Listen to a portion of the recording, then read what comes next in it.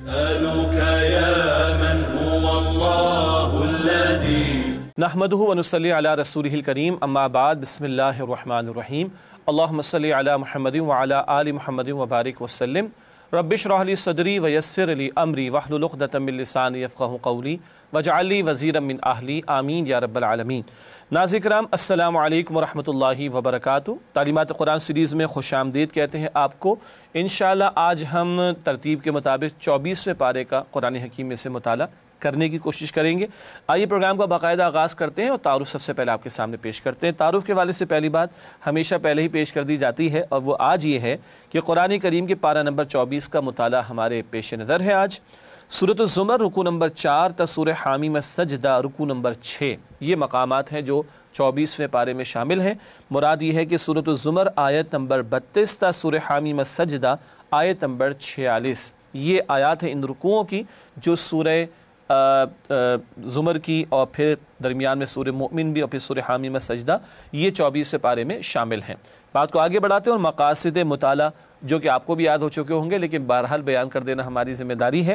پارہ نمبر 24 کی آیات کے مضامین کا جائزہ لیں گے، ایک اوور ویو آتا ہے اور آیت بآیت تجزیہ پیش کرتے ہیں، پھر منتخب آیات کا مطالعہ وہ بھی آپ کے سامنے رکھا جاتا ہے اور زیر مطالعہ آیات میں بیان شدہ اہم اوامر و نواہی کا تذکرہ ڈوز اینڈ ڈونٹس یاد رہے کہ ہم پہلے کئی مرتبہ ذکر کر چکے ہیں کیونکہ خالص فقہی اعتبار سے احکامات کا بیان نہیں کر رہے بلکہ جو کرنے کے کام ہیں کہیں حکم کے درجے میں کہیں ترغیب کے درجے میں ان کا ذکر کرتے ہیں اور جن کاموں کو منع کیا گیا جس سے بچنے کی تلقین کی گئی ہے ان کو اوامر اور نواہی ڈوز اینڈ ڈونٹس کی شکل میں آپ کے سامنے بیان کرتے ہیں۔ ناظرین کرام سورہ زمر کے مضامین کا تجزیہ آپ کے سامنے رکھتے ہیں۔ آپ کے علم میں ہے کہ 23ویں پارے کے اختتام پر اس سورت کا آغاز ہوا تھا اور یہ سورت 24ویں پارے میں جا کر مکمل ہوتی ہے، تو پہلے مضامین کا اوور ویو آپ کے سامنے رکھتے ہیں۔ پہلی 8 آیات میں توحید باری تعالیٰ کا تذکرہ ہے، پھر آیات 9 تا 37 اچھا اور برا کردار بیان ہوا ہے اور آیات 38 تا 52 مشرکین کے باطل نظریات کا رد کیا گیا ہے۔ یہ اہم موضوعات اس سورت کے۔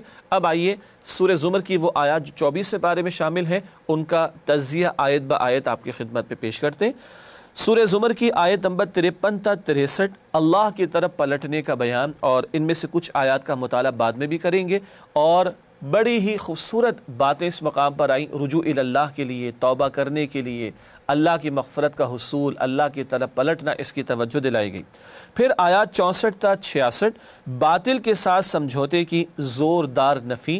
مکی صورت ہے سورہ زمر اور نبی اکرم صلی اللہ علیہ وسلم اور اہل مکہ قریش کے درمیان مشرکین کے درمیان گویا کشمکش جاری ہے۔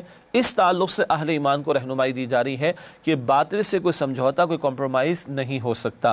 آیات 67 تا 75 احوال قیامت کل کے مناظر کا تذکرہ ہے اور کس طرح اہل جنت کو لے جایا جائے گا، کس طرح اہل جہنم کو لے جایا جائے گا، اس کا تذکرہ بھی اس مقام پر آخر میں سورت کے کیا گیا ہے۔ تو یوں ناظرین کرام سورت کے آخر میں احوال قیامت کا تذکرہ ہے۔ یہ تو ہے سورہ زمر کے مضامین کا تجزیہ جو ہم آپ کے سامنے ایک اوور ویو کی صورت میں رکھتے ہیں۔ اب آئیے سورت کی آیات کا تجزیہ جس کو ہم جائزہ کہتے ہیں اور آیت با آیت تجزیہ آپ کے سامنے رکھتے ہیں، تو وہ آیات سورہ زمر کی جو 24ویں پارے میں شامل ہیں اب ان کا جائزہ آپ کی خدمت میں پیش کر رہے ہیں۔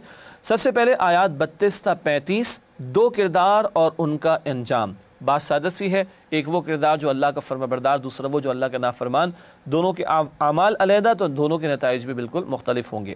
آیات 36 تا 37 کیا اللہ بندے کے لیے کافی نہیں؟ سبحان اللہ، اللہ پر توکل کرنے کی تعلیم دی جا رہی ہے۔ آیات 38 تا 40 خود ساختہ معبود بے اختیار اور لاچار، وہ مخلوق ہیں، ہاتھوں سے بنائے ہوئے بت بھی تمہارے بنائے ہوئے تو مخلوق ہی ٹھہرے نا، اللہ خالق ہے، اس کو چھوڑ کر ان معبودوں کو پکارتے جو لاچار ہیں۔ آیت نمبر 41 داعی کی ذمہ داری حق پہنچانا ہے، منوانا نہیں ہے۔ پھر آیت نمبر 42 زندگی اور موت اللہ کے ہاتھ میں ہے، چنانچہ بندے کو اللہ ہی سے ڈرنا چاہیے، کسی اور شے سے نہیں۔ اس کے بعد آیات 43 سے 44 شفاعت اللہ ہی کے اختیار میں ہے۔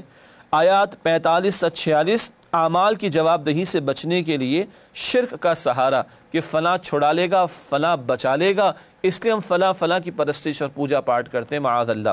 آیات 47 سے 48 روز قیامت کوئی فدیہ سزا سے نہ بچا سکے گا، نہ مال کام آئے گا، نہ اولاد، نہ کوئی اور شے۔ ہر بندے کو اپنے اعمال کا جواب خود دینا ہے اور اسی کے مطابق اس کے نتائج اس کے ہاتھ میں ہوں گے۔ آیات 49 تا 52 اللہ کا احسان اور انسان کی ناشکری، اللہ کی عنایات بے شمار مگر بندے ناشکری پر اڑے رہتے ہیں۔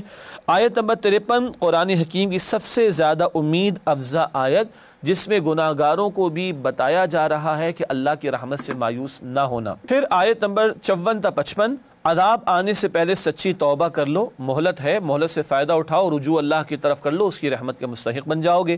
آیات 56 تا 59 توبہ نہ کرنے والوں کی حسرت، یہ حسرت قیامت کے دن ہوگی، مگر قیامت کے دن حسرت کا کوئی فائدہ نہیں۔ کاش ہمیں ایک موقع مل جائے، کاش ہم نیک بن جاتے، کاش ہم حق قبول کر لیتے، اس دن کوئی فائدہ نہ ہوگا۔ آیات 60 تا 61 روز قیامت اچھا اور برا انجام، ذکر پہلے بھی آیا، دو الگ کردار تو نتائج بھی مختلف ہوں گے۔ پھر آیات 62 تا 63 اللہ پر بھروسہ ہر مشکل سے نکال دیتا ہے، جو ایک کا ہو جائے وہ سب سے پھر آزاد، وہ ایک سجدہ جسے تو گراں سمجھتا ہے 1000 سجدوں سے دیتا ہے آدمی کو نجات۔ اس کے بعد آیات 64 تا 66 باطل کے ساتھ سمجھوتے کی زوردار نفی پھر اس مقام پر ہے۔ آیات 67 تا 70 قیامت کے مناظر، کیا کچھ پیش آئے گا، کیا کیا کیفیات ہوں گی اہل جنت کی، اہل جہنم کی، ان کا تذکرہ۔ آیات 71 تا 72 کافروں کی جہنم کی طرف روانگی، دھکیلا جائے گا جہنم کی طرف ان کو، اللہ ہمیں محفوظ رکھے۔ آیات 73 تا 74 متقیوں کی جنت کی طرف آمد، مہمان کی طرح ان کا استقبال کیا جائے گا، اللہ ہمیں ان میں شامل فرمائے۔ اور آخر میں آیت نمبر 75 فرشتوں کے درمیان اختلافات کا فیصلہ، بڑا عجیب نکتہ ہے، فرشتے بھی رائے رکھتے ہیں، ان میں کوئی اختلاف رائے تھا تو اس کے بارے میں بھی اللہ کل فیصلہ فرما دیں گے، اور یہ آخری فیصلہ ہوگا جو کل قیامت کے دن ہو رہا ہوگا۔ ناظرین کرام الحمدللہ سورہ زمر کی آیات کا جائزہ آیت با آیت آپ کے سامنے رکھا گیا۔ اس کے بعد اب چلتے ہیں ترتیب کے مطابق سورہ زمر کی منتخب آیات کے مطالعے کی طرف۔ سب سے پہلے جس آیت کا انتخاب کیا گیا وہ سورہ زمر کی آیت نمبر 36 ہے۔ موضوع اس کو ہم نے دیا ہے کیا اللہ کافی نہیں ہے؟ بڑا پیارا مقام ارشاد ہوا، الیس اللہ بکاف عبدا ویخوفونک بالذین من دونی ومن یضلل اللہ فما لہ من ہاد۔ ترجمہ، کیا اللہ اپنے بندوں کے لیے کافی نہیں اور یہ آپ کو اللہ کے سوا اوروں سے ڈراتے ہیں، اور جسے اللہ گمراہ کر دے اسے کوئی ہدایت دینے والا نہیں۔ یہ آیت نمبر 36 کا ترجمہ ہوا۔ یہ جو جملہ پہلا آیا تھا نا، کیا اللہ اپنے بندے کے لیے کافی نہیں، آئسولیشن میں، تنہائی میں اس جملے کو اپنے سامنے میں اور آپ رکھیں، کس قدر یعنی کہ انسان کو سہولت ہو جاتی ہے، فکروں سے آزاد ہو جائے گا۔ نفع کا مالک کون؟ اللہ۔ نقصان کا اختیار کس کے پاس؟ اللہ کے پاس۔ کل کائنات کا اختیار کس کے پاس؟ اللہ کے پاس۔ تو باقی کسی سے امید کیا رکھنا ہے، ڈرنا کیا؟ کیا اللہ بندے کے لیے کافی نہیں؟ میں اور آپ اپنے گھروں کے لیے سوچیں، اپنے شہر کے لیے سوچیں، اپنے ملک کے لیے سوچیں، اس امت کے لیے سوچیں، کیا اللہ کافی نہیں ہے؟ اللہ تو علی کل شیء قدیر ہے۔ مسئلہ ہمارے ایمان کی کمی کا ہے، وہ یقین آج پیدا نہیں ہو رہا، ورنہ اللہ ہی کافی ہے بندے کے لیے۔ اور یہ تو ان سے ڈرانے کی کوشش کر رہے جھوٹے معبودوں سے جو کوئی حیثیت و کوئی اختیار نہیں رکھتے، مکھی بھی پیدا نہیں کر سکتے۔ سورہ حج کی ایک آیت کے مطابق بتایا گیا جسے اللہ گمراہ کر دے اسے کوئی ہدایت دینے والا نہیں۔ ہدایت کا کل اختیار اللہ کے ہاتھ میں ہے۔ اللہ ہر گمراہی سے ہم سب کو محفوظ رکھے اور اللہ ہم سب کو ہدایت پر استقامت عطا فرمائے۔ اس کے بعد اگلی آیات کی طرف چلتے ہیں۔ سورہ زمر کی آیات ہیں 53 تا 55، جس کا موضوع ہم نے منتخب کیا ہے یا مقرر کیا ہے، رحمت کے مستحق کیسے بنے۔ ارشاد ہو رہا ہے اس مقام پر قرآن حکیم میں، قل یا عبادی الذین اسرفوا علی انفسہم لا تقنطوا من رحمت اللہ ان اللہ یغفر الذنوب جميعا انہ هو الغفور الرحیم وانیبوا الی ربکم واسلموا لہ من قبل ان یأتیکم العذاب ثم لا تنصرون۔ ترجمہ، اے نبی صلی اللہ علیہ وسلم کہہ دیجئے میری جانب سے کہ اے میرے بندو، جنہوں نے اپنی جانوں پر زیادتی کی ہے، اللہ کی رحمت سے نا امید نہ ہونا۔ بے شک اللہ سارے گناہوں کو بخش دیتا ہے اور وہ تو بخشنے والا مہربان ہے، اور رجوع کرو اپنے پروردگار کی طرف اور اس کی فرمانبرداری اختیار کرو اس سے پہلے کہ تم پر عذاب واقع ہو اور پھر تمہاری مدد نہ کی جائے۔ بہت ہی پیارا مقام ہے، اور آیت نمبر 53 میں جہاں ذکر آیا کہ ان بندوں سے کہہ دیجئے کہ اللہ کے وہ بندے جنہوں نے اپنی جانوں پر زیادتی کی ہے کہ اللہ کی رحمت سے مایوس نہ ہو جانا۔ اکثر اہل علم کے نزدیک یہ قرآن حکیم کی سب سے زیادہ امید افزا آیت ہے۔ وہ بندے جو اپنے آپ کو گناہوں میں ڈبا چکے ہیں، اللہ کی نافرمانیوں میں مبتلا ہیں، ان کو بھی کہا جا رہا ہے کہ اللہ کی رحمت سے مایوس نہ ہونا۔ اللہ چاہے مایوس مت ہو جاؤ، اللہ چاہے تو سارے گناہوں کو معاف کر دے۔ اللہ غفور ہے، اللہ رحیم ہے، البتہ یہ بتایا گیا اس کی رحمت کی امید بھی رکھو اور اس کا مستحق بننے کے لیے محنت بھی کرو۔ محنت کے لیے کیا بتایا؟ وَأَنِيبُوا إِلَىٰ رَبِّكُمْ وَأَسْلِمُوا لَهُ، رجوع ہو جاؤ اللہ کی طرف اور اپنے آپ کو جھکا دو اللہ کے سامنے۔ مراد کیا ہے؟ اب گناہوں کو تو چھوڑو، نافرمانیوں کو تو چھوڑو، سرکشی کو تو چھوڑو، بغاوت کو تو چھوڑو، اس کے ہو رہو، جھکا دو اپنے آپ کو، مسلم ہو جاؤ، فرما بردار ہو جاؤ۔ اللہ تمہاری سچی توبہ ہوگی تو قبول فرما لے گا، سارے گناہوں کو معاف کر دے گا۔ اللہ مجھے اور آپ کو ہمیں سچی پکی توبہ کی توفیق عطا فرمائے۔ رحمت سے مایوس نہیں ہونا، مگر رحمت کا مستحق بننے کے لیے رجوع اور مسلم ہو جانا، یہ بھی شرط اس مقام پر بیان کی گئی۔ اسی تسلسل میں اگلی آیت ہے، رحمت کا مزید مستحق بننے کے لیے بتایا جا رہا ہے، اور یہ آیت نمبر 55 ہے سورہ زمر کی۔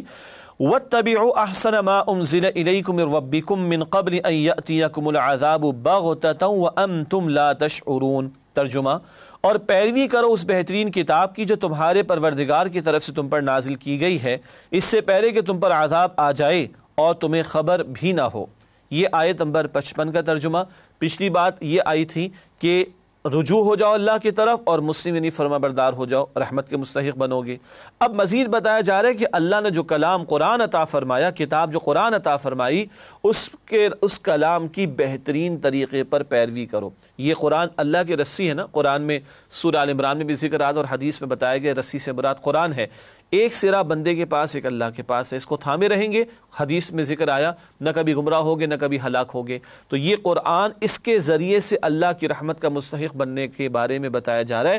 اس کو تھامو، اس کی عمدگی کے ساتھ پیروی کرو تو اللہ کی رحمت کے مستحق بن جاؤ گے۔ البتہ بتا دیے اس سے پہلے کہ تم پر عذاب آ جائے، تمہیں خبر بھی نہ ہو، مہلت کبھی بھی ختم ہو سکتی ہے۔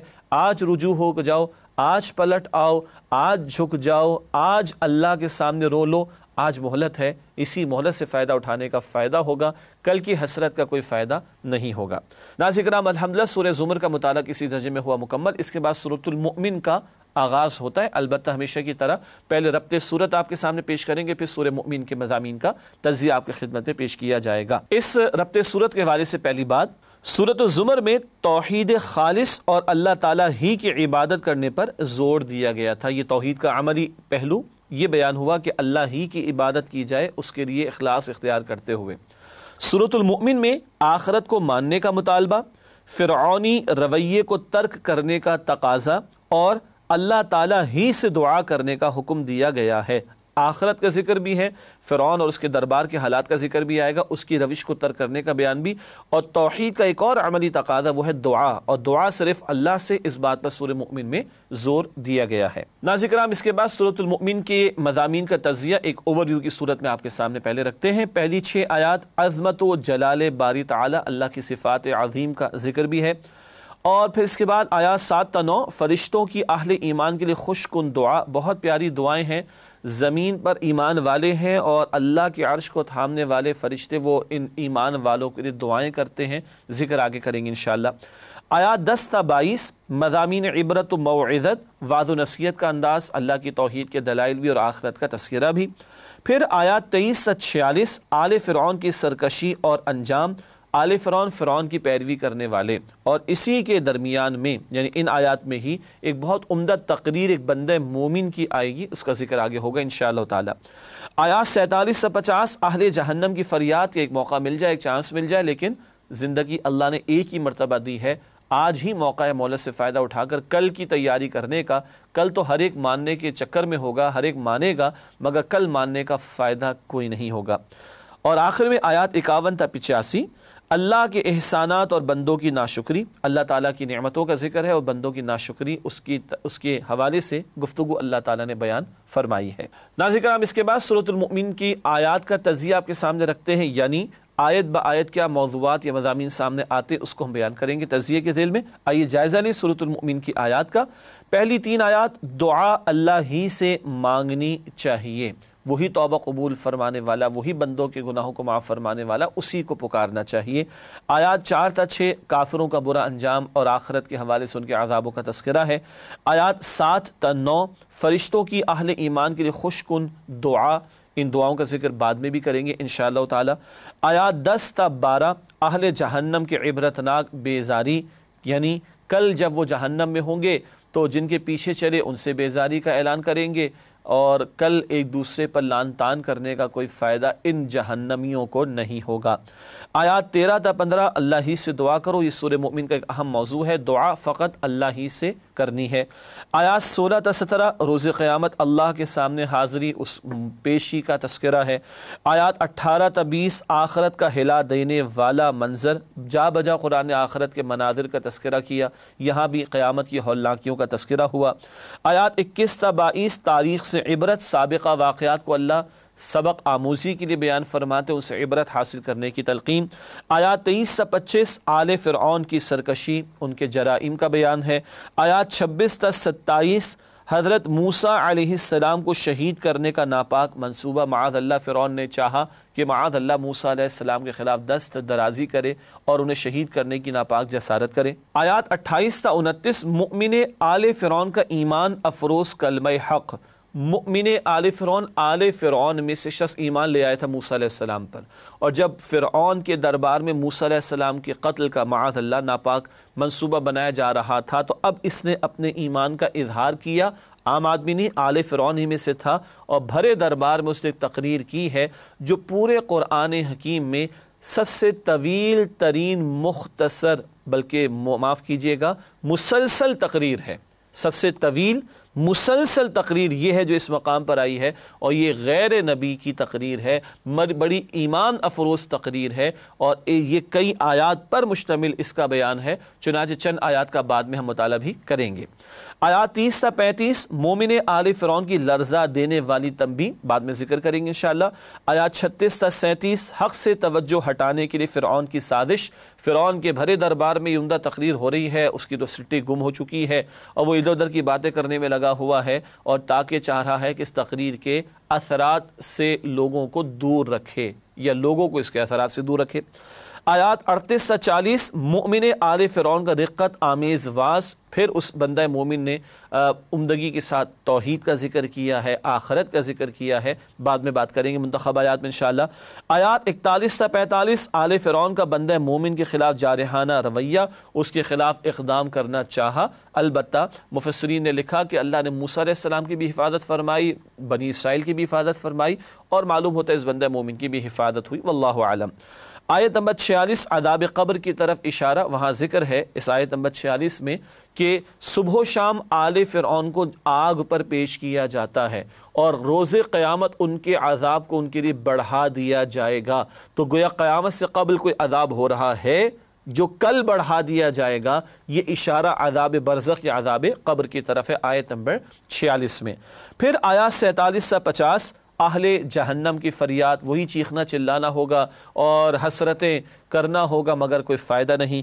آیات 51 تا 55 اللہ اہل حق کی ضرور مدد فرمائے گا، یہ سابقہ واقعات بھی ہر دور کے ایمان والوں کی دلجوئی اور تسلی کے لیے اللہ تعالیٰ بیان فرماتے ہیں۔ پھر آیات 56 تا 57 حق کے دشمنوں کے لیے وعید یعنی ڈراوا ہے۔ آیات 58 تا 59 اللہ کے باغی اور اللہ کے وفادار برابر نہیں، دونوں کے اعمال مختلف ہیں تو کل دونوں کے نتائج بھی مختلف ہوں گے۔ پھر آیت نمبر 60 اللہ کا حکم ہے کہ مجھے پکارو، توحید کا ایک عملی تقاضا بار بار سورۃ المؤمن میں آیا کہ دعا اللہ سے، اس مقام پر اللہ کو پکارنے کا اور اللہ ہی سے دعا کرنے کا حکم۔ آیات 61 تا 65 دعا اسی سے مانگو جو محسن حقیقی ہے، اور وہ اللہ ہی ہے جو اس لائق ہے کہ اس کو پکارا جائے۔ آیت نمبر 66 باطل کے ساتھ مصالحت نہیں ہو سکتی، کمپرومائز کرنے سے روکا جا رہا ہے کیونکہ حق و باطل کی کشمکش اور کشاکش وہ جاری ہے۔ آیات 67 تا 68 غور کرو اللہ انسان کو کیسے تخلیق کرتا ہے، کائنات تو بہت بڑی شے ہے، بہت بڑی شے ہے، یہ حضرت انسان میں اللہ کی معرفت کی نشانیاں بہت ساری موجود۔ آیات 69 تا 77 جھٹلانے والوں کا برا انجام ذکر ہوا۔ آیت نمبر 78 معجزہ اللہ ہی عطا کرتا ہے، یہ نبی اکرم علیہ السلام سے بھی مطالبات کرتے تھے مشرکین مکہ، بتا دیا گیا آیات یعنی نشانیاں عطا کرنا، معجزہ عطا کرنا وہ اللہ کے اختیار میں ہے۔ آیات 79 تا 81 چوپائے اللہ کی بہت بڑی نعمت ہیں، ان کا دودھ بھی استعمال ہوتا ہے، سواری کے لیے بھی استعمال ہوتے ہیں، اسی طریقے پر ان کی گوشت کو استعمال کیا جاتا ہے، ان کی کھال کو استعمال کیا جاتا ہے۔ بہت ساری نعمتیں ایک ان جانوروں میں اللہ سبحانہ وتعالیٰ نے رکھ دیں۔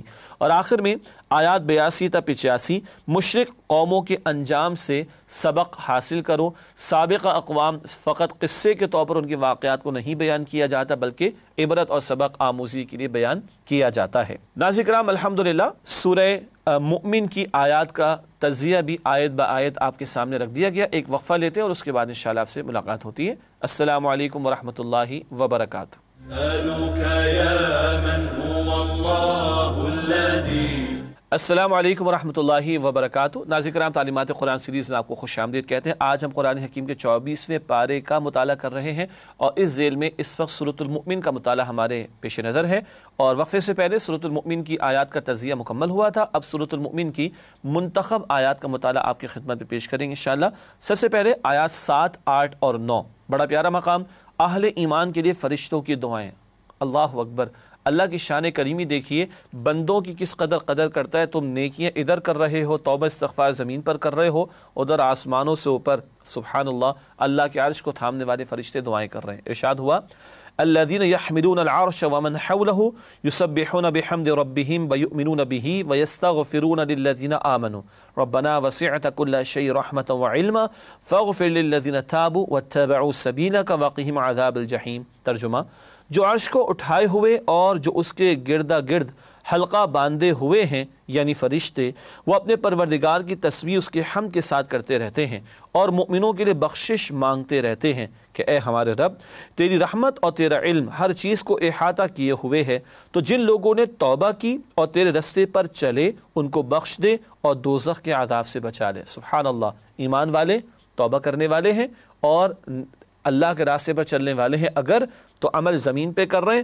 اور عرش کو تھامے ہوئے فرشتے ان کے لیے دعائیں کر رہے ہیں۔ مزید دعائیں اگلی آیات میں، اگلی آیات 8 اور 9 ارشاد ہو رہا ہے سورۃ المؤمن، ربنا وادخلہم جنات عدن التي وعدتهم ومن صلح من آبائهم وأزواجهم وذرياتهم إنك أنت العزيز الحكيم وقهم السيئات ومن تق السيئات يومئذ فقد رحمته وذلك هو الفوز العظيم۔ ترجمہ، اے ہمارے رب، ان کو ہمیشہ رہنے والی جنتوں میں داخل کر جن کا تو نے ان سے وعدہ کیا ہے، اور جو ان کے باپ دادا اور ان کی بیویوں اور ان کی اولاد میں سے نیک ہوں ان کو بھی، بے شک تو غالب حکمت والا ہے، اور ان کو برائیوں سے محفوظ رکھ، اور جس کو تو نے اس روز برائیوں سے بچا لیا تو بے شک اس پر تو نے رحمت فرمائی، اور یہی بڑی کامیابی ہے۔ یہ آیت نمبر 8 اور 9 کا ترجمہ۔ مزید دعائیں کیا ہو رہی ہیں؟ ہمیشہ ان کو اللہ جنتوں میں رکھ، جنت کے باغات میں مراد ہے کہ رکھ، اور جو ان کے باپ دادا، بیوی اور اولاد میں سے نیک ہو ان کو بھی جمع کر دے۔ سبحان اللہ، یہ آسمانوں اور ان سے بھی اوپر عرش کو تھامے ہوئے فرشتے دعائیں کر رہے ہیں زمین پر موجود اہل ایمان کے لیے۔ بہت پیارا مقام ہے، اللہ تعالیٰ کی شان کریمی ہے۔ اللہ ہمیں اس کا ادراک کرتے ہوئے ایمان پر کاربند رہنے، سچی توبہ کرنے اور اللہ ہی کے راستے پر چلنے کی توفیق عطا فرمائے۔ اگلی آیات جن کا انتخاب کیا گیا 16 تا 17 آیت نمبر ہے سورۃ المؤمن کی، آخرت کی پیشی کا بیان۔ ارشاد ہوا، یوم ہم بارزون لا یخفی علی اللہ منہم شیء لمن الملک اليوم للہ الواحد القہار اليوم تجزا کل نفس بما کسبت لا ظلم اليوم ان اللہ سریع الحساب۔ ترجمہ، جس روز وہ قبروں سے نکل پڑیں گے ان کی کوئی چیز اللہ سے مخفی نہ رہے گی۔ کہا جائے گا، آج کس کی بادشاہت ہے؟ اللہ واحد قہار کی۔ آج کے دن ہر شخص کو اس کی کمائی کا بدلہ دیا جائے گا۔ آج کسی کے حق میں ظلم نہیں ہوگا، بے شک اللہ بہت جلد حساب لینے والا ہے۔ اللہ ہم سب کے حساب کو آسان فرمائے۔ ہر ایک نے پیش ہونا ہے اور کل کوئی ظلم نہیں ہوگا، اور کل بادشاہت اور کل اختیار اللہ کے ہاتھ میں ہوگا۔ اختیار آج بھی اللہ کا ہے، مگر بندوں کو عمل کے لیے تھوڑا سا اختیار اللہ نے دیا۔ کوئی خدائی کا دعویٰ کرتا ہے فرعون کی طرح، کل اللہ پوچھے گا، سب کی زبانیں بند ہوں گی، اعلان اللہ ہی کرا دیں گے کہ اللہ ہی کی بادشاہت ہے۔ آخرت کی پیشی اگلی آیات سورۃ المؤمن آیات 18 تا 19 ارشاد ہوا، وَأَنذِرْهُمْ يَوْمَ الْآزِفَةِ إِذِ الْقُلُوبُ لَدَى الْحَنَاجِرِ كَاظِمِينَ مَا لِلظَّالِمِينَ مِنْ حَمِيمٍ وَلَا شَفِيعٍ يُطَاعُ يَعْلَمُ خَائِنَةَ الْأَعْيُنِ وَمَا تُخْفِي الصُّدُورُ۔ ترجمہ، اور ان کو قریب آنے والے دن یعنی قیامت سے ڈرائیے جبکہ دل حلق تک پہنچ جائیں گے اور سب خاموش ہوں گے، اور ظالموں کا کوئی دوست نہ ہوگا اور نہ کوئی سفارشی کہ جس کی بات قبول کی جائے۔ وہ اللہ آنکھوں کی خیانت اور سینوں کی پوشیدہ باتوں کو خوب جانتا ہے۔ کل کیا ہوگا؟ قیامت کی ہولناکی۔ یہاں ترجمہ کیا کہ دل حلق تک پہنچ جائیں گے، ہم محاورے میں کہتے ہیں کلیجے منہ کو آئیں گے، شدید خوف کی کیفیت۔ اللہ ہم سب کے لیے آسانی فرمائے۔ اور کوئی کسی کو پوچھے گا نہیں، کوئی کسی کی دوستی کام نہیں آئے گی، کوئی سفارش نہیں چلے گی۔ ہاں سچی شفاعت تو ہوگی اللہ کے حکم سے، لیکن ظالموں کے لیے اور سرکشوں کے لیے بتایا جا رہا ہے کہ کوئی جھوٹی سفارش کام نہیں آئے گی وہاں پر۔ مزید بتایا کہ اللہ آنکھوں کی خیانت کو جانتا ہے اور اللہ سینوں کے رازوں سے واقف ہے۔ اللہ سب سے بچ سکتے ہیں، اللہ سے نہیں بچ سکتے۔ ہر جگہ سے چھپ سکتے ہیں، اللہ سے نہیں چھپ سکتے۔ اللہ ہم سب کے حساب کو آسان فرمائے۔ اس کے بعد جن آیات کا انتخاب کیا گیا، ناظرین کرام، شروع میں ذکر ہوا تھا اس صورت کے بیان کے آغاز میں کہ ایک ایمان افروز تقریر یہاں پر آئی ہے بندہ مومن کی، اور اسی کی نسبت سے صورت کا نام سورۃ المؤمن بھی ہے۔ کئی آیات ہیں، آیات 39 سے 44 کا ہم نے انتخاب کیا۔ آئیے سمجھتے ہیں۔ ارشاد ہوا یہ بندہ مومن آل فرعون میں سے ہے جو کہ ایمان لے آیا ہے اور بھرے دربار میں تقریر کر رہا ہے اور حمایت کر رہا ہے موسیٰ علیہ السلام کی، اور اپنی قوم کے سامنے دردمندی کے ساتھ وعظ و نصیحت کا معاملہ پیش کر رہا ہے۔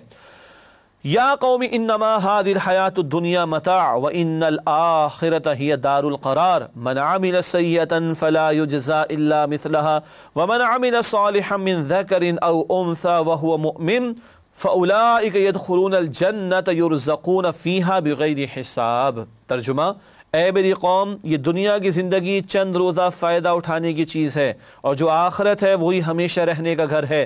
جو برے کام کرے گا اس کو بدلہ بھی ویسا ہی ملے گا، اور جو نیک کام کرے گا مرد ہو یا عورت اور وہ صاحب ایمان بھی ہوگا تو ایسے لوگ جنت میں داخل ہوں گے، وہاں وہ بے شمار رزق پائیں گے۔ اللہم انا نسألک جنت الفردوس، اے اللہ ہم آپ سے جنت الفردوس کا سوال کرتے ہیں۔ بہت بنیادی دعوت آخرت کے تعلق سے یہ بندہ مومن رکھ رہا ہے اپنی قوم کے سامنے۔ مزید آگے آیات ہیں، آیت 41 اور 42 ارشاد ہو رہا ہے وَيَا قَوْمِ مَا لِي أَدْعُوكُمْ إِلَى النَّجَاةِ وَتَدْعُونَنِي إِلَى النَّارِ تَدْعُونَنِي لِأَكْفُرَ بِاللَّهِ وَأُشْرِكَ بِهِ مَا لَيْسَ لِي بِهِ عِلْمٌ وَأَنَا أَدْعُوكُمْ إِلَى الْعَزِيزِ الْغَفَّارِ۔ ترجمہ: اور اے میری قوم، یہ کیا بات ہے کہ میں تمہیں نجات کی طرف بلا رہا ہوں اور تم مجھے دوزخ کی آگ کی طرف بلا رہے ہو۔ تم مجھے یہ دعوت دے رہے ہو کہ میں اللہ کے ساتھ کفر کروں اور اس کے ساتھ شرک کروں جس کا مجھے کوئی علم نہیں، اور میں تمہیں غالب اور بخشنے والے اللہ کی طرف بلا رہا ہوں۔ بڑی دردمندی کے ساتھ تم مجھے جہنم کی آگ کی طرف بلانا چاہتے ہو، اور میرا حال یہ کہ میں تمہیں نجات کی طرف دعوت دے رہا ہوں۔ بڑے پرسوز اور دردمندی کے ساتھ، سوز کے ساتھ اور دردمندی کے ساتھ، ہمدردی کے ساتھ یہ بندہ مومن اپنی قوم کو حقیقت سمجھانے کی کوشش کر رہا ہے۔ ان آیات کا بیان مزید جاری ہے۔ آیت نمبر 43 اور 44 میں ارشاد ہوا لا جرم ان ما تدعوننی الیہ لیس له دعوۃ فی الدنیا ولا فی الآخرہ وان مردنا الی اللہ وان المسرفین هم اصحاب النار فستذکرون ما اقول لکم وافوض امری الی اللہ ان اللہ بصیر بالعباد۔ ترجمہ: سچ تو یہ ہے کہ جس چیز کی طرف تم مجھے بلا رہے ہو وہ تو نہ دنیا میں پکارے جانے کے قابل ہے اور نہ آخرت میں، اور ہمیں اللہ ہی کی طرف لوٹنا ہے، اور حد سے گزر جانے والے ہی دوزخی ہیں۔ جو بات میں تم سے کہتا ہوں تم اسے آگے چل کر یاد کرو گے، اور میں اپنا کام اللہ کے سپرد کرتا ہوں، بے شک اللہ بندوں کو دیکھنے والا ہے۔ یہ ایک اور بیان اس تقریر میں میں اپنا معاملہ اللہ کے حوالے کر رہا ہوں، تم نے جو کرنا ہے سو کر لو، گویا کہ امکان ہے کہ تم مجھے قتل کر ڈالو، لا حرج، میرا توکل اللہ سبحانہ وتعالیٰ کی ذات پر ہے۔ جھوٹے معبودوں کی نفی بھی کر ڈالی، حق کا بیان بھی سامنے رکھ دیا، آخرت کی دعوت بھی پیش کر دی، اور توکل علی اللہ کا اعلان بھی کر دیا۔ بہت پیاری تقریر ہے، بہرحال مزید تفصیل کا یہاں پر موقع نہیں۔ اگلی جس آیت کا انتخاب کیا گیا وہ سورۃ المؤمن کی آیت نمبر 60 رب سے دعا کا ذکر ہے۔ ارشاد ہوا وقال ربکم ادعونی استجب لکم ان الذین یستکبرون عن عبادتی سیدخلون جہنم داخرین۔ ترجمہ: اور تمہارے پروردگار کا فرمان ہے کہ تم مجھ سے دعا کرو، میں تمہاری دعاؤں کو قبول کروں گا۔ جو لوگ میری عبادت سے ادراہ تکبر کتراتے ہیں وہ عنقریب جہنم میں ذلیل ہو کر داخل ہوں گے۔ رب نے حکم دیا مجھ سے مانگو میں قبول کروں گا۔ ظاہری بات ہے دینے والی ذات بھی اللہ کی ہے، کل نفع نقصان کا مالک وہ، کل خزانوں کا اختیار بھی اللہ کے پاس، تو اسی کو پکارنا چاہیے، اسی سے مانگنا چاہیے۔ البتہ بتایا گیا جو میری عبادت سے تکبر کریں گے، لفظ عبادت آیا دعا کے بعد، اور یہاں عبادت کا لفظ دعا کے معنی میں استعمال ہوا۔ حدیث شریف میں یہ بھی ذکر ہے الدعاء هو العبادت، دعا ہی عبادت ہے۔ چنانچہ جو اللہ سے مانگتے نہیں وہ تکبر کر رہے ہیں۔ کیا سمجھتا بندہ اپنے آپ کو سیلف سفیشینٹ ہو گیا، محتاج نہیں ہے، ضرورت نہیں، اس کو حاجت نہیں؟ تو جو اللہ سے نہیں مانگتے قرآن کہہ رہے تکبر کر رہا، اور ایسے لوگ ذلیل ہو کر جہنم میں داخل ہوں گے۔ اللہ ہمیں جہنم سے بچائے اور مانگنے والا بننے کی توفیق عطا فرمائے۔ حدیث شریف میں تو آیا ترمذی کی روایت، جوتے کا تسمہ بھی مانگنا ہو تو اللہ سبحانہ و تعالیٰ سے مانگو۔ اللہ مانگنے کی، بار بار مانگنے کی مجھے اور آپ کو توفیق عطا فرمائے۔ نسألك يا من هو الله الذي۔ ناظرین کرام الحمدللہ سورہ المؤمن کا بیان کسی درجے میں ہوا مکمل۔ اس کے بعد سورہ حامیم السجدہ کا آغاز ہوتا ہے، لیکن ہمیشہ کی طرح پہلے ربط صورت آپ کے سامنے بیان کریں گے، پھر سورہ حامیم السجدہ کے مطالعے کا آغاز ہوگا۔ نوٹ فرمائیے گا ربط صورت کے تعلق سے پہلی بات، سورۃ المؤمن میں فرعون کی ہلاکت سے عبرت دلائی گئی تھی۔ سورہ حامیم السجدہ میں قوم عاد و ثمود کی ہلاکت کا ذکر کر کے ڈرایا گیا ہے۔ مضمون تقریباً ایک جیسا ہی ہے۔ مزید برآں نوٹ کیجیے گا، سورۃ المؤمن میں اللہ تعالیٰ ہی سے دعا کرنے کا حکم دیا گیا ہے۔ سورہ حامیم السجدہ میں اللہ تعالیٰ کی طرف دعوت دینے کا تقاضا کیا گیا ہے۔ توحید کے عملی تقاضے صورتوں میں آ رہے ہیں۔ المؤمن میں دعا اللہ ہی سے، یہ عملی تقاضا ہے توحید کا۔ اب حامیم السجدہ میں دعوت اللہ کی طرف، لوگوں کو اللہ کی طرف بلانا، اس عملی تقاضے کا تذکرہ حامیم السجدہ میں آئے گا انشاءاللہ تعالی۔ بات کو آگے بڑھاتے ہیں، سورہ حامیم السجدہ کے مضامین کا تجزیہ ایک اوور ویو کی صورت میں آپ کے سامنے رکھتے ہیں۔ پہلی 8 آیات قرآن کی عظمت اور قرآن کی دعوت کا بیان ہے۔ پھر آیات 9 تا 12 زمین اور آسمانوں کی تخلیق، 6 دنوں کا ذکر جو بار بار آتا، اس کی تھوڑی سی وضاحت اس مقام پر آئی ہے۔ آیات 13 تا 18 سرکش قوموں کا دنیا میں انجام۔ پھر آیات 19 تا 29 سرکش قوموں کا آخرت میں انجام۔ گویا سرکشی پر دنیا میں بھی سزا دی جاتی ہے، اور سب سے بڑا سزا کا معاملہ اور آخرت میں عذاب کا معاملہ ہوگا، وہ بھی بیان اس مقام پر ہوا ہے۔ پھر آیات 30 تا 36 اللہ کا پسندیدہ کردار، عزیمت اور استقامت، ایمان قبول کر کے اس پر ڈٹ جانا، اس پر بعد میں مزید بات ہوگی انشاءاللہ تفصیل سے۔ آیات 37 تا 39 اللہ کی نشانیاں، یہ سورج، یہ چاند، یہ ستارے سب اللہ کی مخلوق۔ آیات 40 تا 45 عظمت قرآن کا بیان، اس کی حفاظت کا ذمہ اللہ نے لیا، باطل اس کے آگے اور پیچھے سے کہیں سے بھی داخل نہیں ہو سکتا۔ آیات 46 تا 48 روز قیامت اعمال کا نتیجہ وہ سامنے آ کر رہے گا۔ آیات 49 تا 51 انسان کی ناشکری کا ذکر، اور آخر میں آیات 52 تا 54 عظمت قرآن کا تذکرہ کیا گیا ہے۔ ناظرین کرام سورہ حامیم السجدہ کے مضامین کا ایک تجزیہ، ایک اوور ویو تو سامنے آ گیا۔ اب آیات کا تجزیہ یا جائزہ آپ کے سامنے رکھتے ہیں، آیت با آیات جو موضوعات آ رہے ہیں ان کے بیان کے حوالے سے۔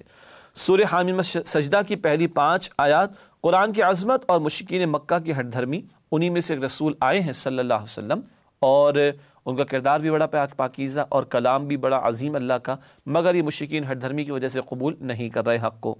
آیات 6 تا 8 قرآن حکیم کی دعوت، ایک اللہ کی بندگی اور شرک کی نفی، یہ قرآن کی بنیادی دعوت، اس کا تذکرہ ہے۔ آیات 9 تا 12 زمین اور آسمانوں کی تخلیق، اللہ نے بتایا ہے کہ زمین کو 4 دن میں بنایا گیا، سجایا گیا، خوراکیں اس میں مقرر کی گئیں، اور 2 دنوں کی اور تفصیل آتی ہے کہ آسمانوں کو بنایا گیا۔ 6 دنوں کا ذکر جو بار بار قرآن میں آتا ہے، اس کی ایک تقسیم 4 اور 6 کے اعتبار سے، یا 4 اور 2 کے اعتبار سے، جمع 4 اور 2 6 ہو جاتے ہیں، اس مقام پر ہم مطالعہ کر سکتے ہیں، تفاصیل میں دیکھا جا سکتا ہے۔ آیات 13 تا 18 قرآن کی دعوت جھٹلانے والوں کا برا انجام، اللہ کی پکڑ دنیا میں بھی اور سزا آخرت میں بھی۔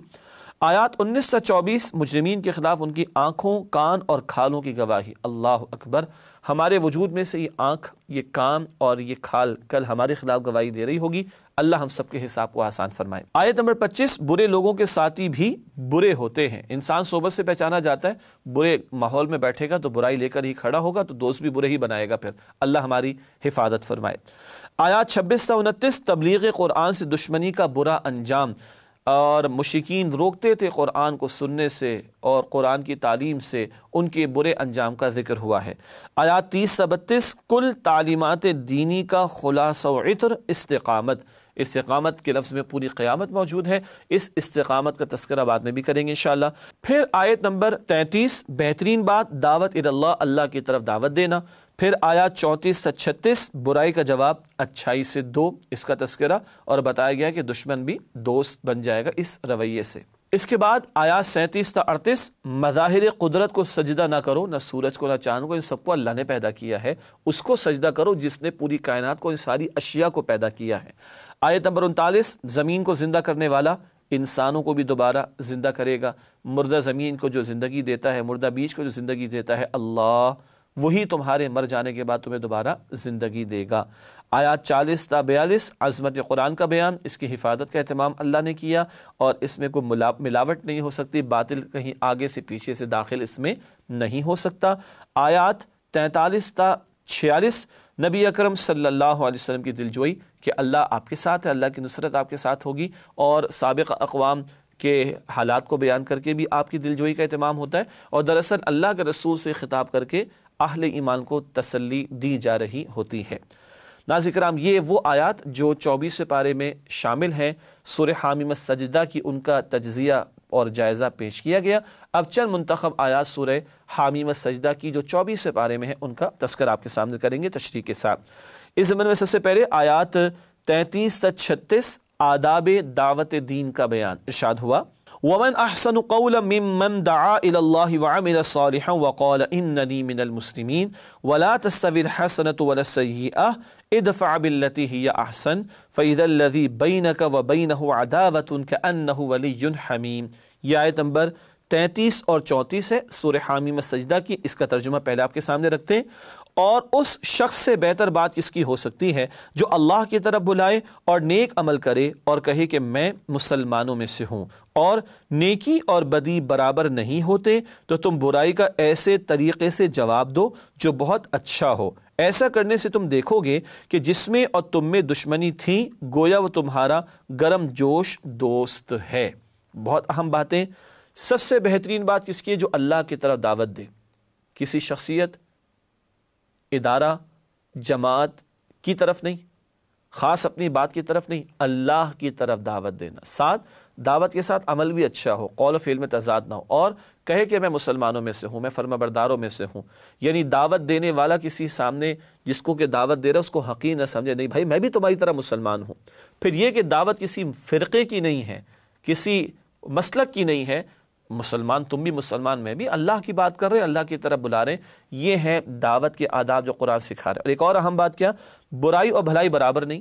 ظاہری بات ہے دعوت دین کے کام کے مرحلے کے دوران میں مخالفت بھی آتی ہے، تو برائی تو کی جائے گی تمہارے ساتھ، جواب میں ریٹیلیشن تو ہوگی، تو تم برائی کا جواب برائی سے مت دینا، بھلائی سے دینا۔ تو کیا ہوگا؟ جس کے دل میں نفرت اور دشمنی تھی وہ تمہارا گرم جوش دوست بن جائے گا۔ ہے مشکل بات مگر نتیجہ بڑا پیارا ہے کہ دشمن بھی دوست بن جائے گا۔ ہے یہ مشکل بات، اگلی آیات میں اس کا ذکر آ رہا ہے۔ چلتے ہیں اگلی آیات کی طرف۔ اگلی آیات ہے سورہ حامیم السجدہ ہی کی آیت نمبر 35 اور 36، ارشاد ہو رہا ہے، وَمَا يُلَقَّاهَا إِلَّا الَّذِينَ صَبَرُوا وَمَا يُلَقَّاهَا إِلَّا ذُو حَظٍّ عَظِيمٍ وَإِمَّا يَنزَغَنَّكَ مِنَ الشَّيْطَانِ نَزْغٌ فَاسْتَعِذْ بِاللَّهِ إِنَّهُ هُوَ السَّمِيعُ الْعَلِيمُ۔ ترجمہ، اور یہ بات انہی لوگوں کو نصیب ہوتی ہے جو صبر کرنے والے ہیں، اور یہ بات انہی کو حاصل ہوتی جو بڑے صاحب نصیب ہیں۔ اور اگر تمہیں شیطان کی جانب سے کوئی وسوسہ پیدا ہو تو اللہ کی پناہ مانگ لیا کرو، بے شک وہ سننے والا جاننے والا ہے۔ پچھلی بات کیا تھی؟ برائی کا جواب بھلائی سے دینا آسان کام نہیں، اسی لیے فرمایا یہ تو بڑے نصیبوں والوں کو یہ بات میسر آتی ہے، اور یہ سعادت کنہیں ملتی جو صبر کرنے والے ہیں۔ یہاں صبر کیا ہے؟ دعوت دین کے کام کے دوران لوگوں کی بری باتوں کو، بد کلامی کو، گالیوں کو، اور اس سے آگے بڑھ کر ان کے پتھر اور کانٹے بھی ہو سکتے ہیں۔ اللہ کے رسول علیہ السلام کی حیات طیبہ کو ذہن میں لے آئیے، اس سب کو برداشت ہی نہ کرنا بلکہ برائی کا جواب بھلائی سے دینا، یہ صبر کرنے والوں کو یہ سعادت ملے گی، اور یہ بڑے نصیبوں والوں کو یہ سعادت ملے گی۔ اللہ ہمیں ان میں شامل فرمائے۔ ہاں، اتنا پیارا کام کرو کہ شیطان چین سے تو نہیں بیٹھے گا۔